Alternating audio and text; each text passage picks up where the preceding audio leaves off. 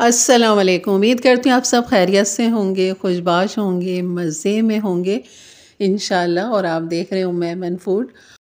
और आज आप यहाँ पर सीखेंगे कीमे का स्टू बनाना।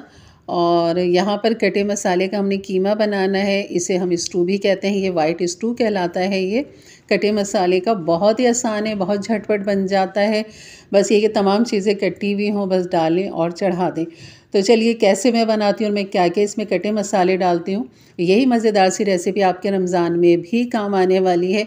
और ये बहुत ही मज़े का कीमा बनता है कटे मसाले का। तो चलिए बनाना शुरू करते हैं। बिस्मिल्लाहिर्रहमानिर्रहीम। यहाँ पर मैंने तकरीबन 5 प्याज़ें ले ली हैं, दरमियाने साइज़ की हैं ये प्याज। ये 300 ग्राम के करीब करीब होंगी। तो इनको हमने इस तरह मोटा काटना है, यानी एक होता है बारीक स्लाइस, बारीक नहीं काटना बल्कि हमने उसके बारीक का डबल काटना है, यानी कि थोड़ा सा मोटा हमने रखना है यहाँ पे। और ये जो मैं आपको दिखा रही हूँ ना, प्याज के ऊपर जो एक येलो कलर का हार्ड सा होता है, ये आपने हटा देना है। तो मैंने यही सुना है कि इससे हैज़ा होता है, तो इसलिए लाजमी आप इसको हटा दिया करें। और प्याज को आपने मोटा मोटा सा काट लेना है। तो यहाँ पर हाफ़ कप के बराबर मैंने ले लिया है ऑयल। ऑयल को गर्म करेंगे और यहाँ पर ये तमाम प्याज़ें जो हैं हमने डाल देनी है। तो यहाँ पर आधा किलो कीमे का मैं इस्तेमाल करूँगी। और तकरीबन आपने प्याज देख लिए कितनी है।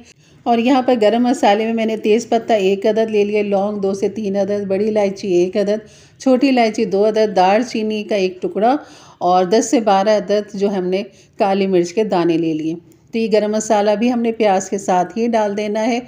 और यहाँ पर प्याज को हमने सॉफ़्ट करना है, यानी कि जैसे ही प्याज का कच्चापन और इसका जो ये क्रंच होता है ना, ये ख़त्म हो जाएगा, फिर हमने इसमें बाकी काम करना है। तो तब तक आपने प्याज को खूब अच्छा सा यहाँ पर इस तरह ऊपर नीचे मिक्स करते हुए फ्राई करते रहना है।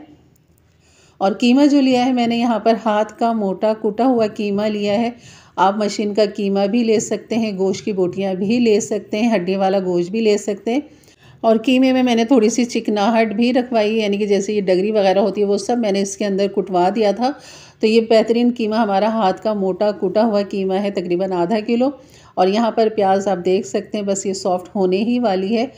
और यहाँ पर मैं डाल दूँगी साबुत लाल मिर्चें। साबुत लाल मिर्चें आप गरम मसाले के साथ भी डाल सकते थे, लेकिन थोड़ा सा कलर आने का डर होता है, तो हमें बिल्कुल रेड रेड सी और ख़ूबसूरत सी ये चाहिए हमें, जो हमारे स्टू को खूबसूरती भी दें और नरम भी रहे। तो यहाँ पर आप देख सकते हैं प्याज बिल्कुल सॉफ्ट होगी, तब मैंने यहाँ पर साबुत लाल मिर्चें डाली हैं 5 से 6 अदद। तो यहाँ पर खूब अच्छा सा आप देखें, चारों तरफ आपने प्याज को नरम करना है। इसी तरह ये देखें, अब ये नरम हो चुकी है, हमारी प्याज बेहतरीन नरम हो चुकी है। अब यहाँ पर ये डाल देंगे कीमा।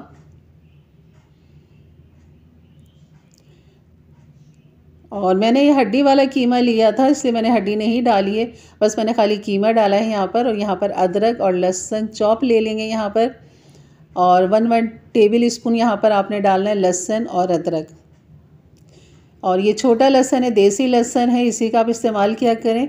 अगर आपको लहसुन के पूरे फ़ायदे चाहिए तो आप देसी लहसुन का इस्तेमाल किया करें, चाइना लहसुन बिल्कुल भी नहीं इस्तेमाल किया करें। वो सिर्फ साइज़ में बड़ा है और आसानी से छिल जाता है, आसानी से कट जाता है, बस वो आसानी ही है, बाकी उसका कोई फ़ायदा नहीं है।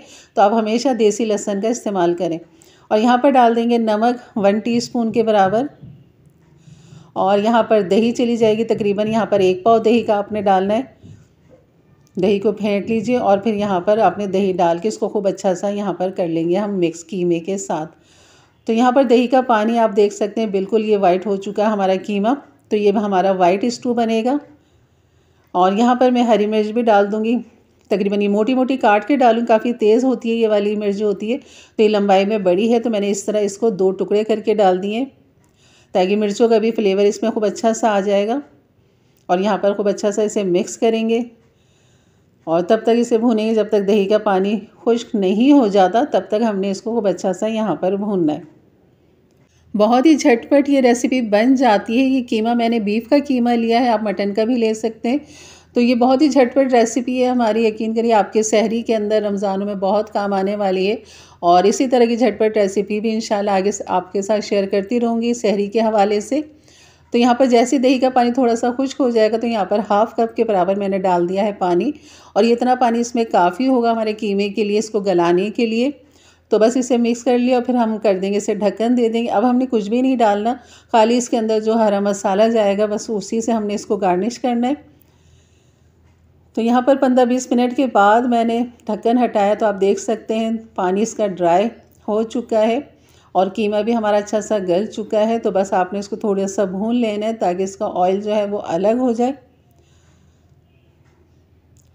और यहाँ पर डाल देंगे थोड़ा सा पिसा हुआ गरम मसाला, सिर्फ आखिर में आपने डालना है ताकि इसका कलर ख़राब ना हो।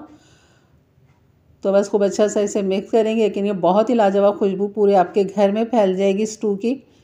और मैंने इसके साथ जूलियन अदरक भी काट लिया है, हरी मिर्च और हरा धनिया ये भी मैंने काट लिया है। यहाँ पर ये दिखाती हूँ मैं आपको। तो मैंने मोटी वाली हरी मिर्च ली थी, एक बड़ी मोटे साइज़ की, जिसके मैंने इस तरह ये 4 टुकड़े कर लिए।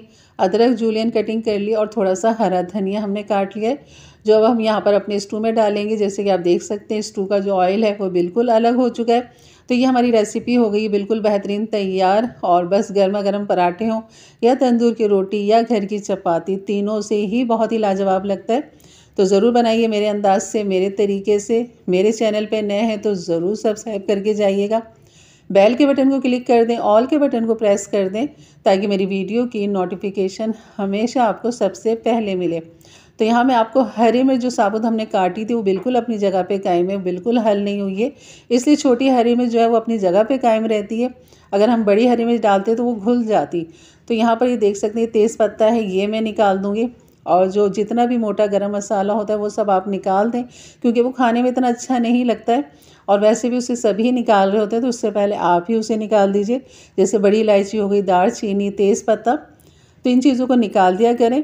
और बस आपको डिश आउट करके दिखाती हूँ। इसकी लुक माशाल्लाह आप देख सकते हैं बहुत ही लाजवाब बनी। और जो साबुत लाल मिर्चें हमारी वो भी अपनी जगह पे कायम है। तो जिसको ज़्यादा तेज़ मिर्चें चाहिए होंगी तो वो इनका तोड़ के इस्तेमाल कर सकते हैं। तो अपने फैमिली फ्रेंड में भी ज़रूर शेयर किया करें ताकि उनके लिए भी आसानी पैदा हो और वो भी इस तरह की मज़ेदार सी रेसिपी अपने अपने प्यारों के लिए बना सकें। तो चलिए जी, मैंने मंगा ली है तंदूर की रोटियां ताकि इससे हम खूब मज़े से इसको एंजॉय कर सकें।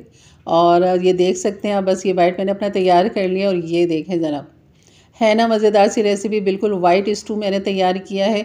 बिल्कुल बनाइए मेरे अंदाज से, मेरे तरीके से। तो इंशाल्लाह मिलते हैं फिर एक अच्छी नई रेसिपी के साथ। तब तक के लिए इजाज़त दें, अपना बहुत सारा ख्याल रखें, दुआओं में याद रखें। अल्लाह हाफिज़।